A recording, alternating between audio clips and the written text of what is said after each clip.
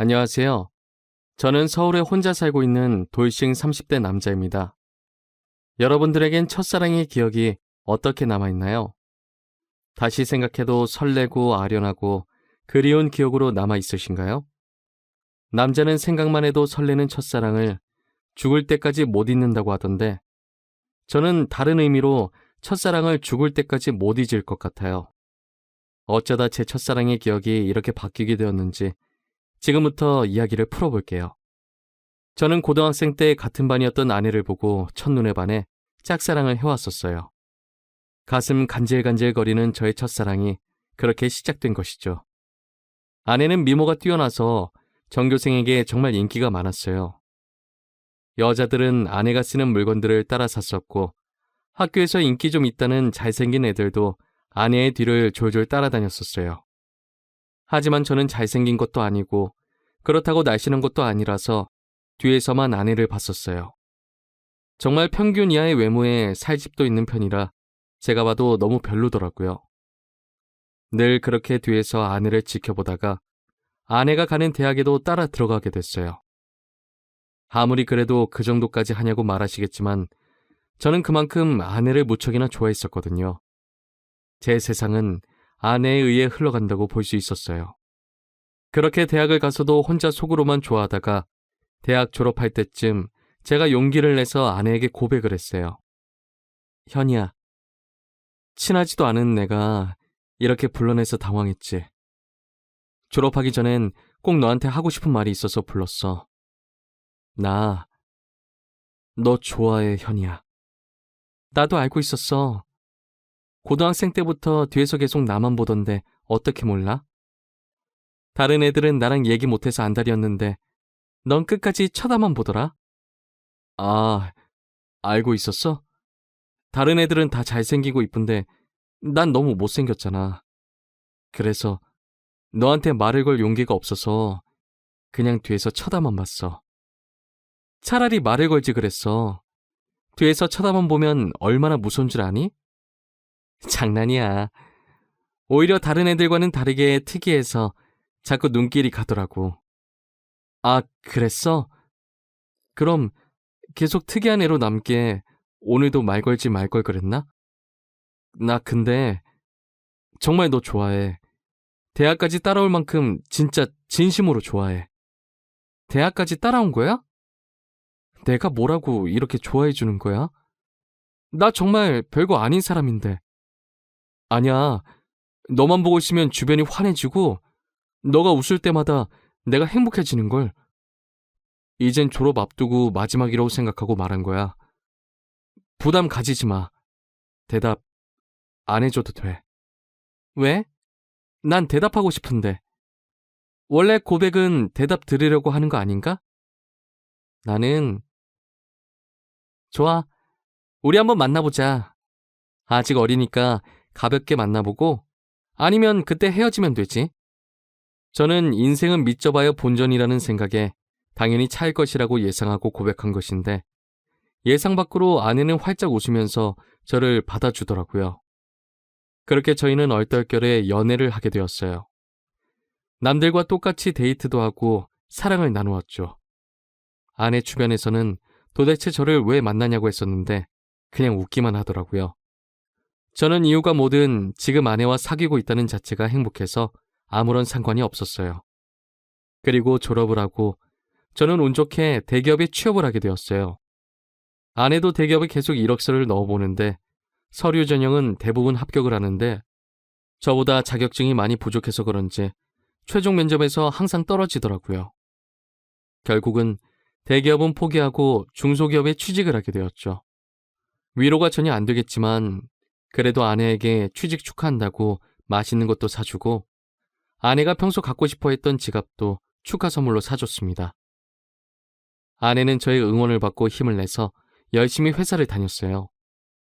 제가 어느 정도 직급이 올라갔을 때 아내에게 결혼을 하자고 했어요. 아내는 망설임도 없이 단칼에 제 청혼을 거절하더라고요. 아직 직장이 변변치 못하다면서 자신이 당당해질 수 있을 때 결혼을 하고 싶다고 했었어요.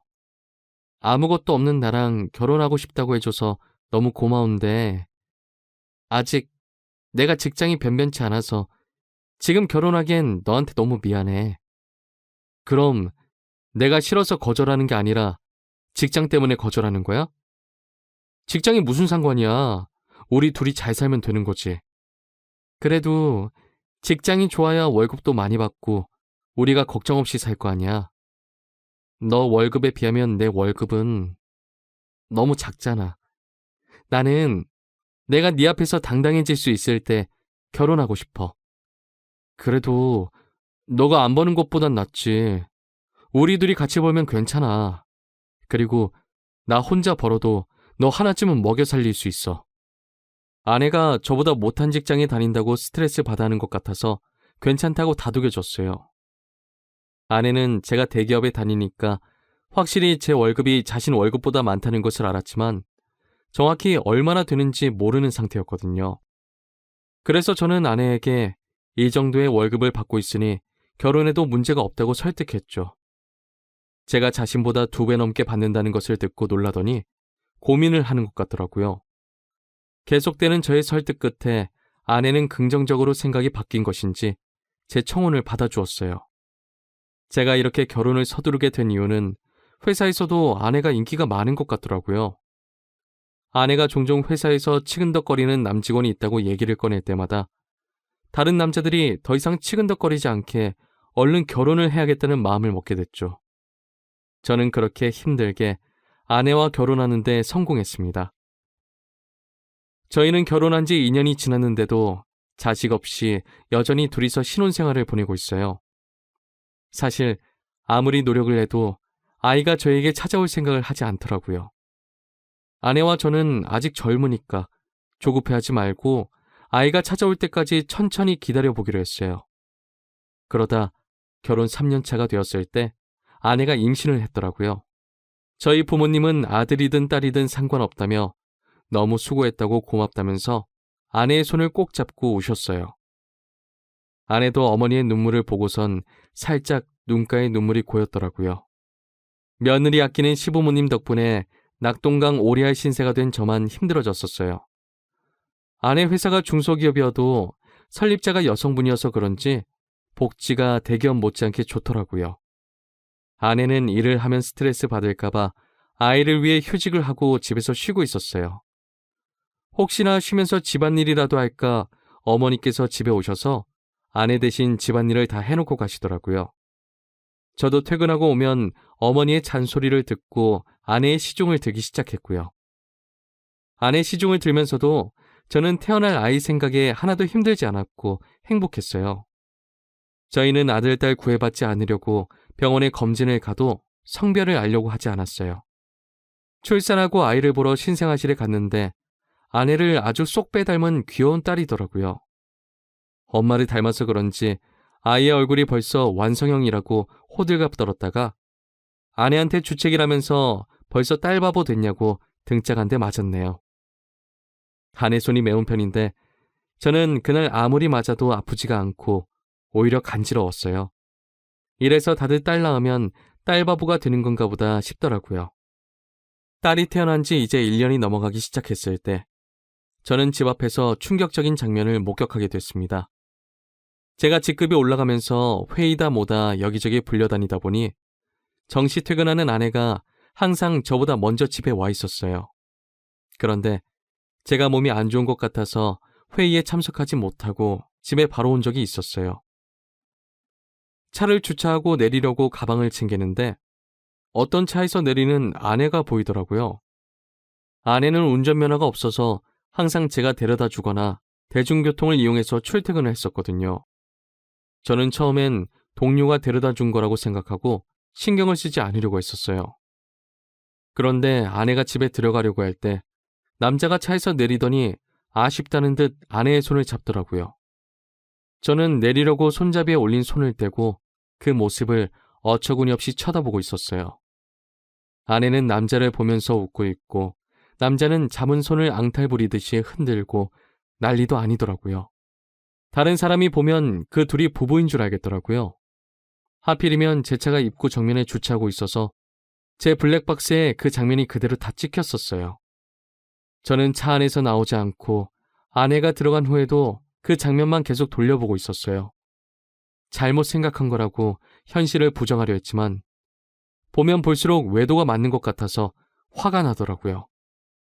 더 확실한 증거를 잡아야겠다는 생각에 저는 집으로 바로 들어가지 않았어요. 차 안에서 쉬다가 원래 제가 퇴근하던 시간에 맞춰서 집에 들어갔죠. 아내가 웃으면서 저한테 왔냐고 말하는데 온몸에 소름이 돋았어요. 저는 아무것도 못 본 사람 마냥 아내에게 평소와 다를 것 없이 똑같이 대했었어요. 아내가 음식을 하는 동안 혹시나 다른 증거들이 나오지 않을까 싶어서 아까 아내가 입고 있었던 코트를 뒤졌는데 아무것도 나오지가 않더라고요. 저는 아내가 잘 때 휴대폰을 몰래 확인해 보기로 마음먹었습니다. 아내가 먼저 잠든 것을 확인하고 휴대폰을 들고 조용히 거실로 나왔어요. 잠금이 걸려 있었는데 비밀번호가 딸 생일이더라고요. 저는 고민할 것도 없이 제일 먼저 카카오톡을 들어가 보았어요. 전부 회사 직원들과의 단톡이나 제가 알고 있는 고등학교 친구들과의 단톡이었는데 유일하게 한 사람만 개인톡을 하고 있더라고요. 저장명도 심상치 않은 게 제 직감으로는 이 사람이 아까 아내를 데려다 준 사람이라고 생각했죠. 개인톡을 들어가 보니 역시나 제 예감이 딱 들어맞았더라고요. 아내가 저랑 연애했을 때보다 그 사람이랑 더 달달하게 카톡을 주고받았어요. 그런데 두 사람이 사귄 지가 꽤나 오래된 사이였던 것 같았어요. 같이 데이트하면서 찍은 음식 사진에 남자가 살짝 걸려있는 사진들과 대놓고 찍은 커플 사진들도 있길래 모조리 제 휴대폰으로 옮겨놓았어요. 그리고 다음날 아침밥을 먹으면서 아무렇지 않은 표정으로 평소 대화하듯 아내에게 이혼 서류를 준비하라고 했어요. 아내는 잘못 들은 건가 싶은 표정으로 갑자기 무슨 소리냐고 하더라고요. 저는 아무 말 하지 않고 커플 사진을 아내의 폰으로 전송했어요. 방금 내가 당신한테 사진을 하나 보냈는데 그게 우리 이혼 사유야. 그러니까 군말 없이 퇴근하면 이혼 서류 준비하고 당신 짐 싸놓고 있어. 여보, 내가 미안해. 다신 안 그럴게. 잘못했어. 내가 당장 그 남자 정리할게. 우리 딸을 봐서라도 이 엄마는 안 돼. 엄마는 아빠 없는 애로 키울 수 없잖아. 안 그래? 그걸 아는 사람이 남편 두고 이렇게 딴 남자를 만나고 있었던 거야? 저번에 친구랑 저녁 먹고 온다고 했던 날도 그 남자랑 먹었더라? 그땐 정말 아무 사이 아니었어. 그날은 둘 다 상사한테 엄청 혼나고 퇴사 고민할 만큼 힘들길래 같이 저녁 먹으면서 하소연하고 헤어진 게 다야. 진짜야. 거짓말 치지 마. 내가 그전 대화까지 안 봤을 것 같아? 내가 사진만 대충 본 줄 아는 거냐고. 대화 내용까지 다 봤는데 왜 거짓말 치는 거야? 나도 모르겠어. 이렇게 거짓말 해서라도 당신 잡고 싶었나 봐. 내가 잘못했어. 나를 욕해도 좋아. 그런데 이혼만은 절대 안 돼, 여보. 그래? 그럼 지금 그놈이랑 당장 헤어져. 그렇지 않으면 난 무슨 짓 할지 몰라. 당신 회사에 불륜 증거 다 뿌리고 이혼할 수도 있어. 아내는 회사에 불륜 사실을 알리겠다고 하니 당장 그 남자에게 전화해서 이별을 통보하더라고요. 그리고 며칠 뒤 아내한테 들은 얘기인데 아내와 헤어지고 그 남자는 이직을 했다더라고요. 어디로 이직했는지는 모르고 남자가 휴대폰 번호를 바꿔버려서 만약에 다시 만나고 싶다고 한들 만날 수 없는 상황이라고 확실히 관계가 끝났다는 것을 말해줬어요. 저는 제가 있는 앞에서 이별을 통보했던 아내라 저 말을 의심조차 하지 않고 믿었던 것 같아요. 조금이라도 의심해보고 제가 직접 알아봤어야 할 내용이었는데 말이에요. 그리고 저희는 다시 예전 신혼 때처럼 관계 회복에 성공했어요. 아내가 미안했는지 그 사건 이후로 제게 과하다시피 너무 잘해주더라고요.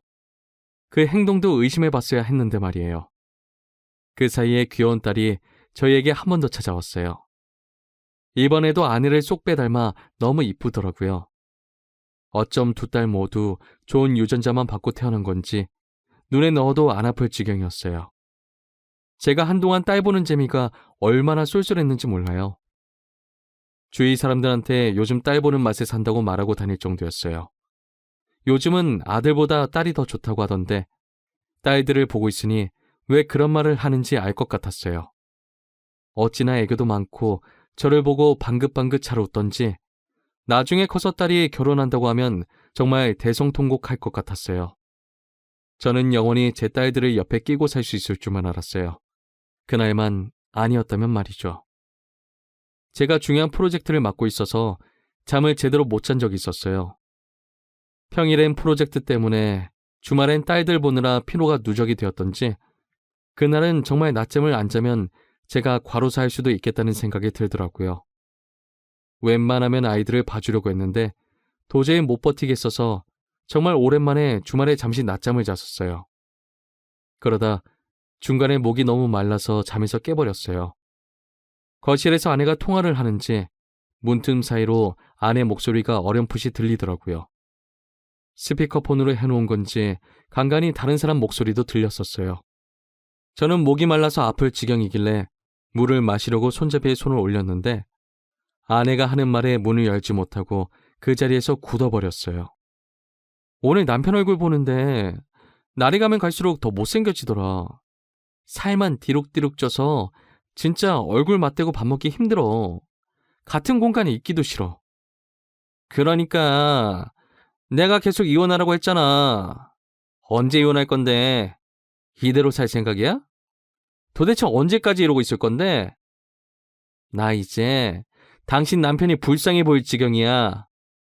아니 뭐 아직 애들도 어리고 내 월급으로 애들 키우는 건 힘들잖아. 그렇다고 당신 월급도 많은 게 아니니까 조금만 더 있다가 하려고. 이혼할 생각이 있긴 한 거야? 내가 봤을 땐 당신 남편이 가진 돈 때문에 이혼 안 할 것 같아. 말로만 이혼할 거라고 하고 계속 이런 식이면 나 당신 남편한테 다 말할 거야. 아, 좀 기다려보라고 했잖아. 왜 이렇게 보채는 거야? 매력 떨어지게. 우리 딸 부족함 없이 키워야 하지 않겠어? 그러니까 조금만 참아. 그건 그렇긴 한데 나도 애기들 보고 싶단 말이야. 맨날 사진으로만 보고 나도 실제로 애기들 알아보고 싶어. 근데 지금 자기 애도 아닌데 자기 애라고 믿고 저렇게 좋아 죽는 꼴이 너무 웃겨. 진짜 멍청한 거 아니야? 얼굴이 자기랑 너무 다르잖아. 당신 닮아서 얼마나 이쁜데. 자기 애라고 믿지? 얼핏 들었을 때 대화 내용으로 아내가 상간남이랑 통하고 있었다는 걸 알아차렸어요. 얼굴 얘기하면서 제 험담을 할 때부터 저는 손을 뻗어서 화장대에 있던 제 폰을 들고 아내의 통화 내용을 녹음하기 시작했었어요. 둘이서 오가는 대화들이 정말 갈수록 가관이더라고요. 제 험담은 그럴 수 있다고 생각했는데 이제껏 제 딸이라고 믿었던 애들이 알고 보니 제 딸이 아니라 상간남 딸이라고 하니까 너무 충격적이더라고요. 저는 들고 있던 폰을 바닥에 떨어뜨렸고 그 소리에 아내가 놀랐는지 황급히 전화를 끊더니 방문을 열고 불을 켜더라고요. 불을 켜자마자 바로 앞에 서 있던 저를 발견하고 놀라서 소리를 지르더라고요. 여보, 당신 언제부터 여기 있었어? 혹시 내가 통화하는 거 들은 거야? 어디서부터 들었어? 다 들었어? 너 당장 내 집에서 나가. 더 이상 네 목소리 듣고 싶지 않으니까. 아무 말 하지 말고 지금 조용히 그대로 문 열고 나가. 여보, 이거 오해야. 내 말 좀 들어봐, 어? 당신이 지금 어디서부터 뭘 들었든 다 오해야. 그러니까 이거 드라마 얘기야. 내가 요즘 보는 막장 드라마 있는데 그 얘기하는 거였어. 내가 방금 분명히 당신 목소리 듣고 싶지 않다고 말했을 텐데. 나가. 안 나가? 못 나가겠으면 내가 나가게 만들어줘? 아이들 데리고 당장 나가! 여보, 내가 정말 미안해, 어? 나 여기서 절대 못 나가. 한 발자국도 안 나갈 거야. 여기서 나가면 정말 갈 곳이 없어. 그러니까 제발 한 번만 봐줘. 괜히 입만 아프게 더 말할 필요 없고 여기 있는 물건들 다 내 돈으로 산 거니까 그대로 두고 귀찮게 짐 쌀 필요 없이 몸만 나가면 되겠네. 아이들 데리고 나가. 내 인내심도 여기까지니까. 아내는 계속 나갈 수 없다면서 제 바지가랑이를 잡고 늘어지더라고요. 저희가 싸우는 소리에 놀란 애들도 울고불고 난리가 났었어요. 제 애가 아니라는 말을 들으니 더 이상 애들이 울든 말든 달래주고 싶지가 않았어요. 아이용품은 저희 집에 둬왔자 필요가 없으니 대충 애들 집만 챙겨서 아내 손에 쥐어줬어요. 아내는 제가 쥐어진 가방을 던지고 못 간다면서 바닥에 들어 눕더라고요. 제가 경찰에 전화하는 신용을 하니 아이들을 데리고 나갔어요. 알고 보니 아내는 전에 저한테 들켰던 그 상간남과 계속 만나고 있었더라고요. 저번에 헤어졌다는 말도 거짓말이었고 이직을 했다는 말도 전부 거짓말이었어요. 그렇게 저를 속이고 둘은 뒤에서 만남을 이어갔던 거예요. 제 자식이라고 믿었던 딸들도 그 남자와 아내 사이에서 낳은 딸들이었던 거죠. 지금까지 저와 자신 사이에 아이를 낳고 싶지 않아서 피임약을 복용하고 있었더라고요. 아내는 상간남이 가진 게 쥐뿔도 없었는데 단지 얼굴 하나만 보고 만난 것이었어요. 저랑은 그저 돈을 많이 버니까 돈 때문에 계속 만나다가 결혼까지 하게 된 것이었죠. 저는 모든 사실을 알고 바로 변호사 선임해서 이혼 소송과 상간남 소송을 했어요. 아내와 상간남은 제게 당장 줄 돈이 없다고 미안하다고 빌더라고요. 여보, 내가 잘못했어. 당신이 이혼하라면 이혼해줄게. 우리 소송까지는 하지 말자, 어? 그래도 같이 살아온 세월이 있는데 합의 이혼으로 끝내면 안 될까? 정말 죄송합니다. 용서받지 못할 짓 한 거 알아요. 그치만 소송만은 하지 말아주세요. 모아둔 돈도 없어서 당장 위자료 줄 돈이 없어요. 이렇게 부탁드립니다. 이렇게 될 거라고 예상을 못했나 봐요. 제가 저번에도 용서하고 넘어가 주니까 이번에도 사과하면 그냥 넘어갈 줄 알았어요? 저 절대 고소 취할 생각 없습니다. 아내가 외도한 게 이번이 처음도 아니고 심지어 똑같은 남자랑 다시 외도를 했는데 저는 너무 괘씸해서 그 둘을 선처해줄 마음이 전혀 없었어요. 결국 둘은 저한테 줄 위자료가 없어서 사채까지 써서 줬더라고요. 매달 정확하게 들어오는 월급 받고 사채를 쓴 모양인데 제가 가만히 있을 리 없었죠. 저는 불륜 증거들을 아내 회사에 뿌리기 시작했어요. 회사 내 커뮤니티에 익명으로 녹음본과 함께 글도 올렸고 팩스로 커플 사진들도 보내고 제가 할 수 있는 건 다 했었어요. 결국 아내와 상간남은 회사에서 질타를 받으며 그대로 쫓겨났습니다. 그리고 현재까지도 빚쟁이들을 피해 도망 다니고 있는 것 같더라고요. 그러게 처음 제가 용서하고 넘어가 줬을 때 정신을 차렸어야 했는데 자기 발등 자기가 찍는 짓을 왜 하나 싶습니다. 저는 정말 죽을 때까지도 이 일을 절대 못 잊을 것 같아요. 다시는 결혼할 생각도 그렇다고 연애를 할 생각도 전혀 없어요. 저는 이렇게 혼자서 걱정 없이 사는 것도 괜찮을 것 같다는 생각을 해요. 오히려 부양할 가족이 없으니 마음이 더 편해졌어요. 저희 어머니는 아직도 집사람이 바람펴서 이혼한 줄 모르고 계세요. 나이도 많으신데 혹시나 충격에 쓰러지실까봐 영원히 제 가슴에만 묻어두려고 합니다. 여러분들은 첫사랑의 기억이 꼭 이쁘게 남아있었으면 좋겠네요. 지금까지 제 이야기 들어주신 모든 분들께 감사합니다. 모두 가족들과 행복하고 따뜻한 겨울 보내시길 바랍니다.